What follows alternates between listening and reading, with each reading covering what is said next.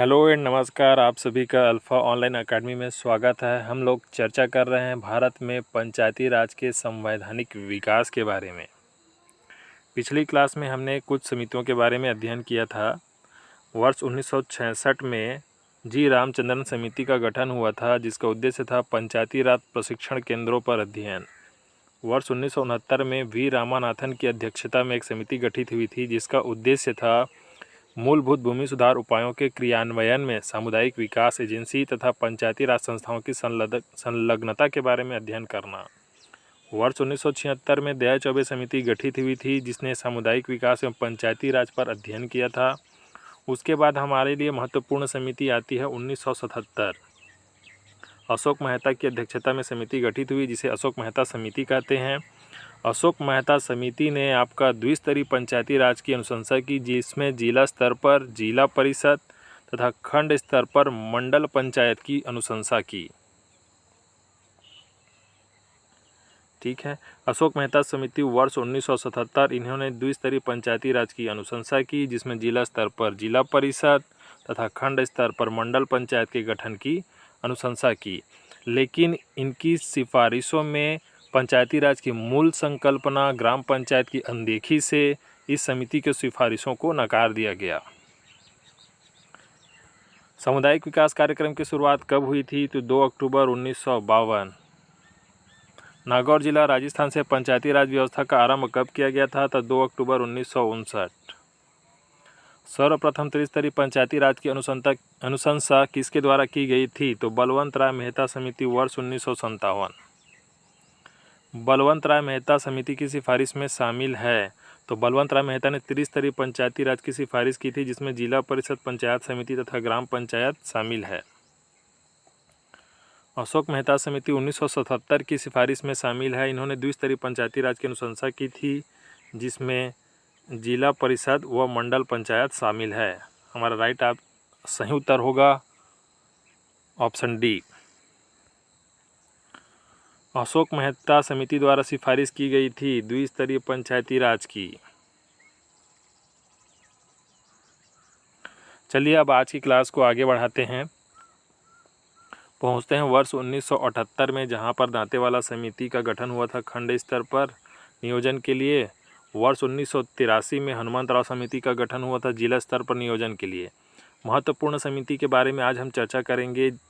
राव समिति 1985, जिन्होंने 4 स्तरीय पंचायती राज की अनुशंसा की, जिसमें राज्य स्तर पर राज्य विकास परिषद, जिला स्तर पर जिला परिषद, खंड स्तर पर मंडल पंचायत तथा ग्रामीण स्तर पर ग्राम पंचायत की अनुशंसा की। साथ ही इन्होंने नियमित चुनाव के लिए कानून की सिफारिश की, ताकि नियमित रूप से चुनाव संपन्न कराए जा सकें। लेकिन इनकी समिति की सिफारिश में लोकतांत्रिकरण के स्थान पर नौकरशाही पर बल दिया गया। इसके कारण इस समिति की सिफारिशों को बिना जड़ की घास कहकर नकार दिया गया। ठीक है, तो देखिए 1985 राव समिति। 1985 राव समिति में हमें इतनी ही चीज़ें को ध्यान में रखना है कि 1985 राव समिति ने 4 स्तरीय पंचायती राज की अनुशंसा की। तो उसमें 4 स्तर में कौन कौन से शामिल हैं? तो राज्य स्तर पर राज्य विकास परिषद, जिला स्तर पर जिला परिषद, खंड स्तर पर मंडल पंचायत तथा ग्रामीण स्तर पर ग्राम पंचायत।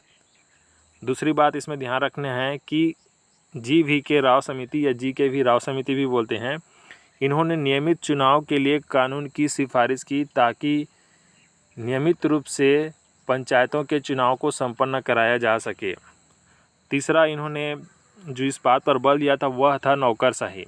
लेकिन लोकतांत्रिकरण के स्थान पर आपका नौकरशाही पर बल देने के कारण ही इसे बिना जड़ की घास कहकर समिति की सिफारिशों को नकार दिया गया था। यह था 1985 राव समिति। अगला पढ़ेंगे वर्ष 1986 एल.एम. सिंघवी समिति। लक्ष्मीमल सिंघवी समिति वर्ष 1986। इन्होंने क्या किया था? इनकी सिफारिशों में थी, जो पहली बात थी वह थी पंचायती राज संस्थाओं को संवैधानिक दर्जा दिए जाने की वकालत की थी। इसके अतिरिक्त इन्होंने पंचायतों को आत्मनिर्भर बनाने हेतु उन्हें आर्थिक संसाधन मुहैया कराने की वकालत की। राजीव गांधी सरकार द्वारा लोकतंत्र के विकास एवं पंचायती राज संस्थाओं के पुनरुद्धार हेतु एल.एम. सिंघवी समिति का गठन किया गया था वर्ष 1986 में।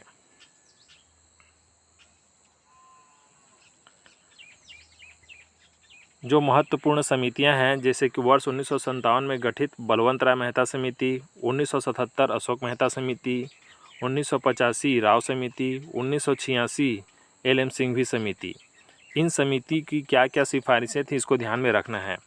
तो हमारा पहला है वर्ष 1957 बलवंत राय मेहता समिति। इन्होंने इस समिति द्वारा त्रिस्तरीय पंचायती राज की अनुशंसा की गई थी, जिसमें जिला स्तर पर जिला परिषद, खंड स्तर पर पंचायत समिति तथा ग्रामीण स्तर पर ग्राम पंचायत की अनुशंसा की गई थी।